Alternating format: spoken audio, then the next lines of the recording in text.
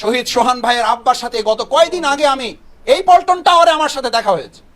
ঝিনাইদহের সোহান ভাই জড়িয়ে ধরে শুধু এটুকু বলছে যে মাসুদ ভাই আপনারা থাকলে আমার আর পরিবার কি, আপনারাই তো আমার পরিবার। শহীদ সোহান হত্যা করা হয়েছে মাত্র 16 বছর। এত ছোট্ট একটা শিশু যার মা আফসোস করে বলেছিল আমার ছেলেটাকে যদি তোরা গুলি করে মেরেই ফেলবি তাহলে তোর চোখটা উপরালি কেন। আমি সোহান ভাইয়ের বাবাকে সেদিন শুধু এতটুকু বলেছিলাম, ভাইজান অপেক্ষা করুন, ইন্নাহু হুয়া ইউবদি ওয়া ইউঈদ ওয়া হুয়াল গফুরুল ওয়াদুদ যুল আরশিল মাজিদ ফাআলুল লিমা ইউরিদ।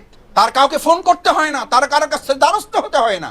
আমাদের ভাইয়ের শুধু চোখ উপড়ানো হয়েছে আর আল্লাহ তার আরশে আজিম থেকে প্রতিশোধ নিয়ে টুকরা টুকরা করে তার এখন গোশত মাংস টুকরোগুলো কুকুরে খাচ্ছে বলে পত্রিকায় প্রকাশিত হচ্ছে। বলি বাংলাদেশের আজকে এই দুরবস্থা, এখান থেকে বাংলাদেশ জামাত ইসলামী, জামাত কর্মী এবং সমাজকর্মীর সমন্বয় করে এই জাতিকে উদ্ধার করার দায়িত্ব আমাদেরকে গ্রহণ করতে হবে।